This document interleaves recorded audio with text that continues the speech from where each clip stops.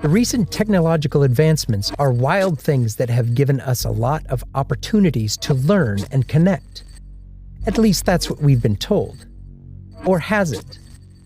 A close introspection will clearly reveal that the only purpose that the technological revolution has served is disrupting the minds of the masses, turning them into a flock of sheep that are easy to mislead, cheat, and rule. George Orwell, in his 1949 book, 1984, presented a vivid dystopian imagery of a future totalitarian state of Oceania. In that book, the ruling English Socialist Party created a new and harshly controlled language of newspeak to meet their ideological requirements in Oceania. This language involved simplified grammar and restricted vocabulary to eliminate subversive concepts such as personal identity, self-expression, and free will. This may seem like a hyper-exaggerated situation, but this dystopia has become real now more than ever. This new restricted language is of the internet, social media, and mainstream news, and the ones in control are the big tech and billionaires belonging to the top 1% of the population, with more accumulated resources than 90% of people. This techno-savvy world of online interactions and digital ecosystems, which was introduced as a promise for a better life, is now being shoved down your throat by big tech to extract as much information about you as possible. But the question arises, how? How can you be persuaded by something non-physical? How can someone take away your free will? Actually, what happens is far beyond just the physical aspects. It is psychological suggestion. Andrew Lewis, known as Blue Beetle on Metafiler, once posted, "If you are not paying for it, you're not the customer. You're the product being sold." This grabbed the attention of the internet worldwide and effectively surmises every free product of technology. The seemingly free apps and social media that you use on the internet are not at all free. The reason you don't pay for it is because you're not the consumers. Rather, you're the product being offered. In their confrontations with Congress, Facebook CEO Mark Zuckerberg and Google CEO Sundar Pichai clearly stated that their revenue-making strategy is through running advertisements. They're actually selling your personalized attention to anyone who wants it and is ready to pay for it. Everywhere you see, from planning an outing or buying a product, all your decisions are heavily influenced by the new restricted language. It is just like your free will and personal choice are non-existent and clearly non-influential for your own decisions.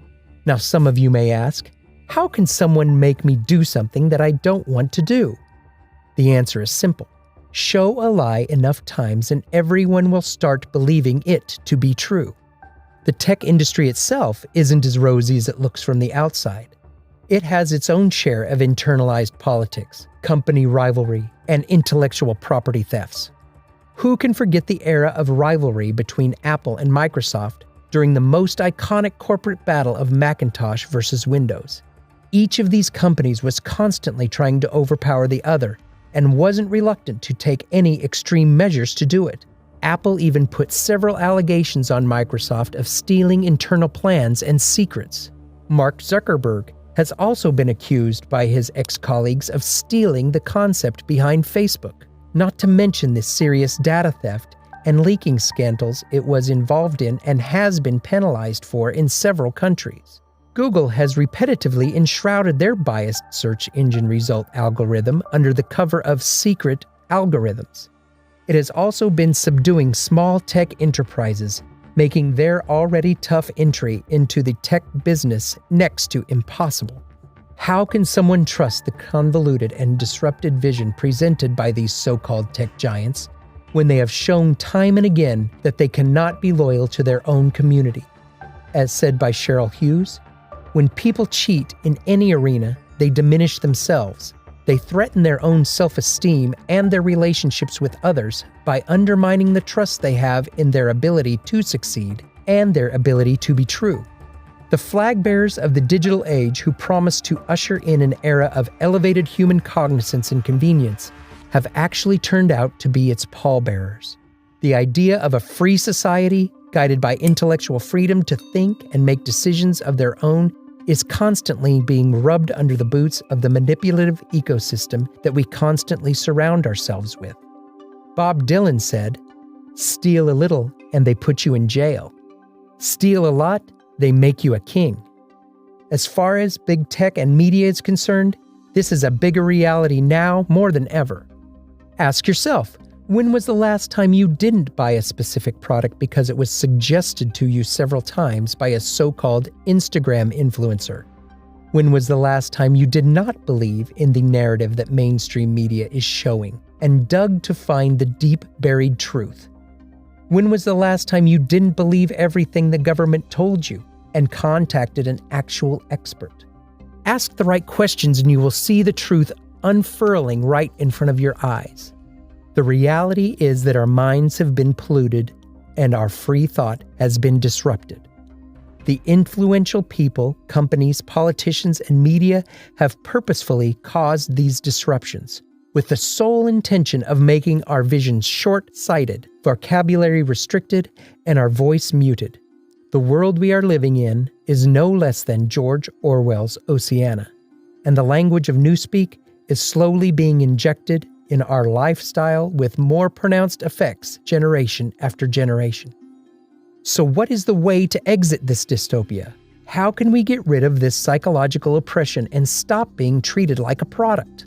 This raises the call for a society guided by reason and critical thinking, instead of just swallowing every piece of information that we see on our digital screens. We need to open our minds and start analyzing every bit of information to arrive at our own decisions regarding its credibility and usefulness. Don't just believe something because you see a lot of people iterating the same thing at a lot of places. Always try to use your own intellect to exercise your own personal thoughts and free will, and break free from the vagaries being put in your way by those sitting in their high chairs. We can break away from the purposeful disruptions and turn down the English Socialist Party of Oceana only when we start questioning everything before believing anything.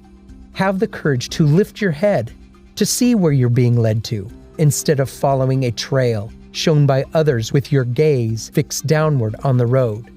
After all, Bryce Courtney must have surely looked into the future when he said, "Pride is holding your head up when everyone around you has theirs bowed.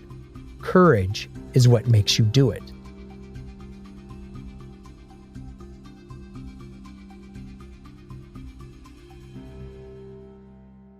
If you liked the video, a sub to the channel would be incredible, and also share the video to spread the word.